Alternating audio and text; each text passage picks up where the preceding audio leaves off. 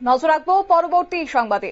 পদত্যাগের আশঙ্কায় এখন রীতিমতো কাঁপতে শুরু করেছে মোহাম্মদ ইউনূস এবং তার আসন সে ধরে রাখতে নয়া কৌশল, নয়া পন্থা সে অবলম্বন করছে, এমনই সূত্র বলছে। তড়িঘড়ি সর্বদলীয় বৈঠক বাংলাদেশের সরকারি বাসভবন যমুনায় শনিবার। অবশ্য বাংলাদেশের প্রধান রাজনৈতিক দল বিএনপি এবং জামাত নেতৃত্বদের সঙ্গে সাক্ষাৎ করবেন ইউনূস, এমনই খবর।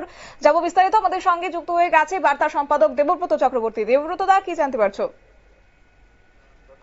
এই যে অবস্থা, বর্তমান পরিস্থিতিতে বাংলাদেশে ডক্টর মোহাম্মদ ইউনূসের এই যে পদত্যাগের সম্ভাবনা তৈরি হয়েছে, তা কিন্তু আমরা বিগত বেশ কিছুদিন যাবৎ জনসমক্ষে তুলে ধরার চেষ্টা করেছি এবং সেই আশঙ্কাটাই কিন্তু এখন তোমার একদম সত্য বলে প্রমাণিত হতে চলেছে। বাংলাদেশে বর্তমানে ফের একটা অচল এবং অস্থির অবস্থা তৈরি হয়েছে। সম্ভাবনা দেখা দিয়েছে তোমার ওই ডক্টর ইউনূসের পদত্যাগের একটা সম্ভাবনা তৈরি হয়েছে। আসলে চাপ বাড়ছে। তোমার বিশেষ করে বাংলাদেশের সেনা প্রধান তিনি যখন হুমকি দিয়েছেন যে আর কোন ধরনের অশান্তি, বিশেষ করে যারা ইউনূস সমর্থক রয়েছেন তাদের কোন ধরনের রাজনৈতিক ভাবে প্রশাসনিক কার্যকলাপে, সেনা কার্যকলাপে হস্তক্ষেপ বরদাস্ত করবেন না, তখনই কিন্তু আসলে টনক নড়ে ডক্টর ইউনূসের। তিনি বুঝতে পেরেছেন তার উপর সাধারণ মানুষ এবং তার যারা এক সময়ের খুব কাছের লোক ছিলেন তারা আস্তে আস্তে সরতে শুরু করেছে এবং এটা কিন্তু বাস্তব। ইউনূসের যে সমস্ত শুভাকাঙ্ক্ষীরা এতদিন তার পাশে ছিলেন তারা কিন্তু সরতে শুরু করেছে।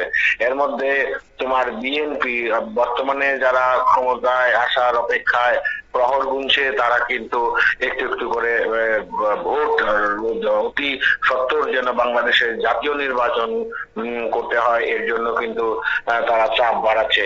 আর এই চাপের কারণে কিন্তু ইউনূসের গদি হারানোর একটা সম্ভাবনা তৈরি হয়েছে এবং ইউনূস কোনোভাবেই তার গদি ছাড়তে রাজি নয় এবং তিনি কিন্তু একটা জিনিস করছেন, তিনি বারবার বোঝানোর চেষ্টা করেছেন, প্রচারের চেষ্টা করেছেন যে তিনি ইতিমধ্যে পদত্যাগের জন্য প্রস্তুত।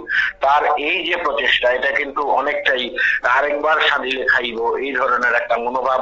কারণ তিনি যে গদিলোভী সে ব্যাপারে কিন্তু ইতিমধ্যে বিষয়টি প্রমাণ হয়ে গেছে। বারবার তার উপর সাধারণ মানুষের ভরসা হারানোর পরও কিন্তু সে তার গদিতে টিকে থাকতে অনড়। এই অবস্থায় কিন্তু যখন তার অবস্থা আরো বেশি গুরুতর হয়ে পড়েছে, তার সম্ভাবনা তৈরি হয়েছে গদি হারানোর, তখন কিন্তু বিরোধী দলগুলো, আসলে বাংলাদেশে এখন বর্তমানে যে দলগুলো রয়েছে তার মধ্যে রয়েছে অন্যতম তোমার জামাত এবং খালেদা জিয়ার বিএনপি, বাংলাদেশ ন্যাশনাল পার্টি। এই বাংলাদেশ ন্যাশনাল পার্টি কিন্তু এখন জনপ্রিয়তার ক্ষেত্রে বাংলাদেশে মানুষের কাছে তাদের গ্রহণযোগ্যতা কিন্তু তুলনামূলক ভালো, জামাতের চেয়েও ভালো।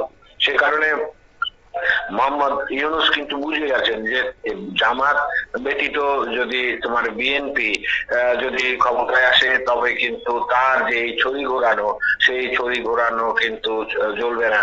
তুলনামূলক জামাত যদি একটু ভালো অবস্থানে থাকে তবে তার একটা আশানুরূপ অবস্থানে থাকার ইউনূসের একটা সম্ভাবনা রয়েছে।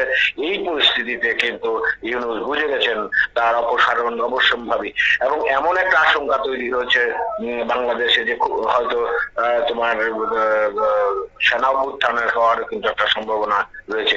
সার্বিক পরিস্থিতিতে গভীর চাপে ইউনূস এবং এই অবস্থায় তিনি কিন্তু গদি হারানোর আশঙ্কিত, যে কারণে এই বেহাল পরিস্থিতিতে তিনি কিন্তু কোনো পথ পাচ্ছেন না শতাব্দী। একেবারে ধন্যবাদ।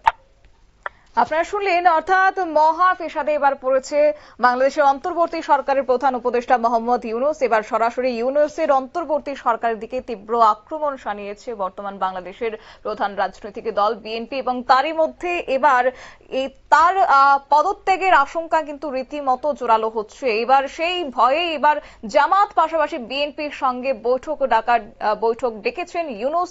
তবে এই বৈঠকের পর কি সিদ্ধান্ত নিতে চলেছে সেদিকে অবশ্য নজর থাকবে আমাদের। নিয়ে নিচ্ছি ছোট্ট একটি বিজ্ঞাপন বিরতির, সঙ্গে থাকুন।